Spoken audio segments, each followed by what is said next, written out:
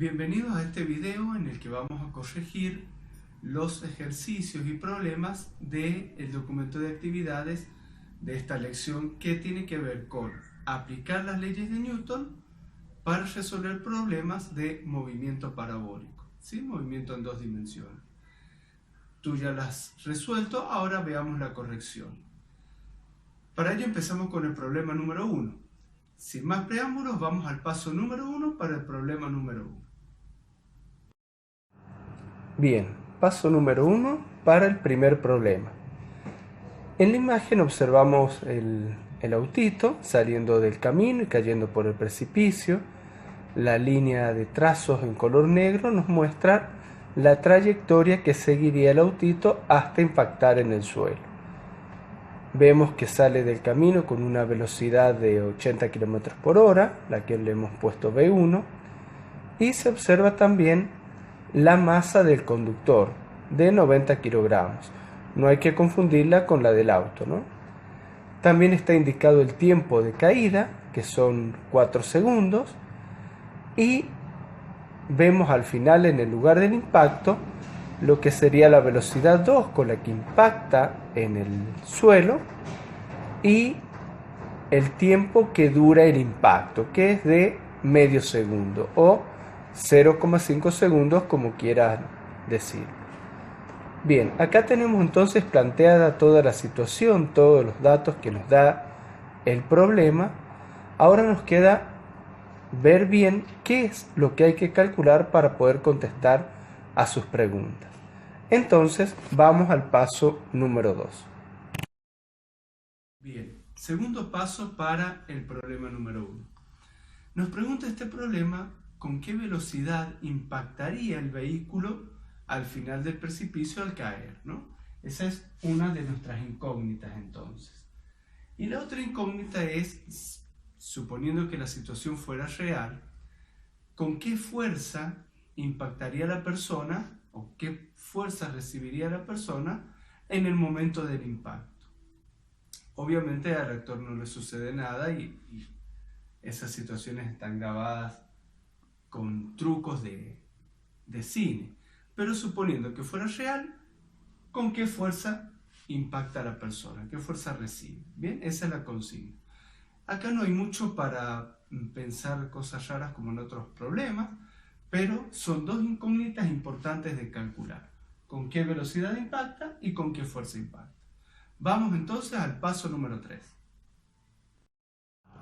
Bien, ya hemos analizado la situación en el paso número 1, hemos establecido qué hay que calcular en el paso número 2, ahora nos toca el paso número 3, hacer el análisis físico y ver qué ecuaciones necesitamos. Para ello, como siempre, partimos de la pregunta sobre el comportamiento de la velocidad. En este caso vemos que la velocidad es variable, cambia la rapidez y la dirección. Esto ya lo habíamos visto en lecciones anteriores y lo refrescamos ahora. Entonces, en ese caso, la primera ley nos dice que la suma de todas las fuerzas no da 0. La segunda ley nos dice que como la suma de todas las fuerzas no da 0, la aceleración tampoco es 0. Y la tercera ley nos dice que mientras el autito está cayendo, que es quizás la parte que nos interesa para poder resolver, actúa solamente la fuerza peso que le aplica la tierra. Y en ese caso, volvemos a la primera ley, esa suma de fuerzas que es distinta de 0 es solamente la fuerza peso que evidentemente es distinta de 0. Bien, tenemos entonces un movimiento parabólico y tenemos entonces sus ecuaciones que nos dan la posición horizontal y la velocidad horizontal en función del tiempo, y también nos da la posición y la velocidad vertical en función del tiempo, ¿sí? Hemos incluido también las ecuaciones que relacionan velocidad horizontal con velocidad vertical, la ecuación de peso porque es la única fuerza que está actuando, y además la ecuación de fuerza de la segunda ley de Newton. Seguramente varias de esas ecuaciones utilizaremos para resolver. Entonces vamos al paso número 4. Bien, llegamos al paso número 4.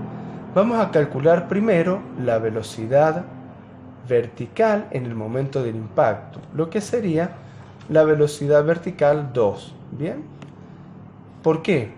Porque con ella podremos calcular la velocidad total. No calculamos la velocidad horizontal en el momento del impacto porque es la misma que en el inicio del movimiento. Recordemos que horizontalmente se trata de un movimiento rectilíneo uniforme. Bien, entonces hemos planteado que la velocidad vertical 2 es la vertical 1 más g por t, bien, como nos dicen las ecuaciones. Pero en este caso la velocidad vertical 1 vale 0, porque en el momento de salir del precipicio no tiene velocidad vertical.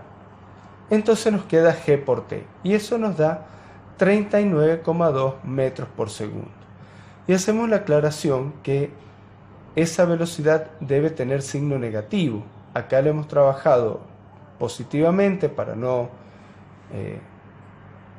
ensuciar el cálculo de algún modo, pero su signo es negativo. ¿Y qué es lo que indica ese signo negativo? Bueno, que va hacia abajo, verticalmente hacia abajo. Verticalmente hacia arriba se coloca signo positivo. Bien, hagamos el cálculo de la velocidad total, la V2. Para ello utilizamos la ecuación que resulta del teorema de Pitágoras. Hemos colocado ahí la velocidad horizontal, que es 22,2 todo elevado al cuadrado, más la vertical, que es 39,2 elevado al cuadrado. No hemos colocado el signo negativo porque con el cuadrado se vuelve positivo. Y todo eso nos da una velocidad total en el momento del impacto de 45 metros por segundo. Bien, que era una de nuestras incógnitas. Calculemos ahora la fuerza. ¿Qué es la fuerza que recibe la persona? Para ello entonces utilizamos la ecuación de la segunda ley de Newton, en la cual hemos colocado la masa de la persona, 90 kilogramos, como velocidad final 0, porque luego del impacto queda la persona detenida, lo dice el enunciado del problema. Y como velocidad inicial, la velocidad de impacto, que es con la que llega al suelo. Bien, que son los 45 metros por segundo que acabamos de obtener. Y dividido todo eso en el tiempo de impacto, que es 0,5 segundos.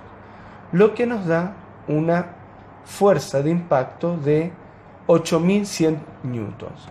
El negativo nos está indicando que actúa en contra del movimiento de la persona, ¿sí? Por eso es una fuerza de impacto. Es una fuerza que recibe la persona en contra de su movimiento y no a favor. Bien, con esto hemos terminado el paso número 4, hemos resuelto, falta solamente responder. Y llegamos al quinto paso del problema número 1, la respuesta. Como siempre te digo, antes de responder, revisa todo lo que hiciste para comprobar que esté bien hecho, que no hayas cometido errores, que no hayas olvidado unidades y todo ese tipo de cosas. Bien, en este caso la respuesta es la siguiente: el vehículo impactaría con una velocidad de 45 metros por segundo aproximadamente, lo que equivale aproximadamente a 162 kilómetros por hora. Y el conductor recibiría una fuerza de 8100 newtons, lo que equivale más o menos a 10 veces su propio peso. Es mucho, ¿no? Bien, con esto hemos terminado de revisar el problema número 1. Vamos al número 2. Problema número 2. Plantea la siguiente situación. Bien, vamos con el paso número 1. Un atleta, lanzador de jabalina, hace un lanzamiento en el cual la jabalina alcanza una distancia de 85 metros. Bien, con el video de la filmación se puede determinar que el ángulo con el que lanza la jabalina es de 60 grados, ¿bien? Y que la acción de lanzamiento duró 3 décimas de segundo, 0,3 segundos, y que la jabalina voló durante 6 segundos hasta caer en esa marca. Bien. Por otro lado, datos que se pueden conseguir son la masa de la jabalina, que en general está en los 800 gramos, y el peso del atleta, que en este caso vale 900 newtons. Bien, esa es la situación que plantea el problema número 2. Ahora hay que ver qué nos pide averiguar. Vamos al paso número 2. Segundo paso entonces. ¿Qué nos pide este problema? Nos pide, por un lado, saber con qué fuerza lanzó el atleta la jabalina para que alcanzara esa marca de los 85 metros. ¿Bien? Entonces, una de nuestras incógnitas es la fuerza de lanzamiento.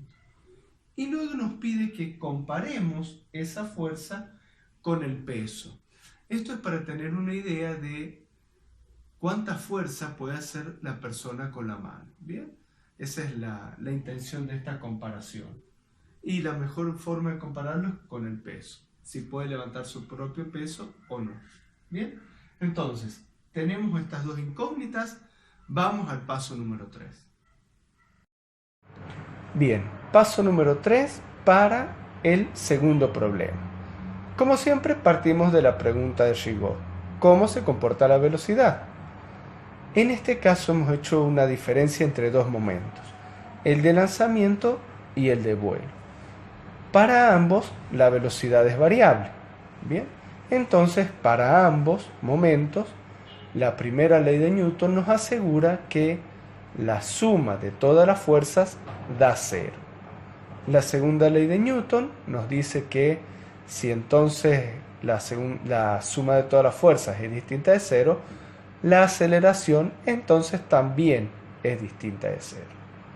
Sí tenemos diferencia en la tercera ley de Newton, que nos dice, para el momento de lanzamiento, que aplican fuerza a la jabalina, la tierra, aplicando la fuerza peso, y la mano del atleta, que va a aplicar dos fuerzas, la normal que equilibra el peso, por eso la jabalina no se le está cayendo, y la fuerza de lanzamiento propiamente dicha. En el caso del vuelo solamente aplica fuerza a la tierra, la fuerza peso. Bien, si volvemos en los dos casos a la primera ley de Newton, para el lanzamiento tenemos entonces que el peso más la normal nos va a dar 0 y la fuerza de lanzamiento distinta de 0. En cambio, durante el vuelo, el peso distinto de 0. En cuanto a las ecuaciones, hemos colocado para el lanzamiento la ecuación de la segunda ley de Newton, que es lo que nos interesa saber, la fuerza. ¿Bien? Y para el vuelo hemos colocado todas las ecuaciones del movimiento parabólico, incluyendo la ecuación de la fuerza peso. Bien, estas ecuaciones recuerda que están en la primera lección donde aparecen las derivaciones de las leyes de Newton. Bien. De esta forma estamos listos ya para comenzar a resolver. Vamos al cuarto paso.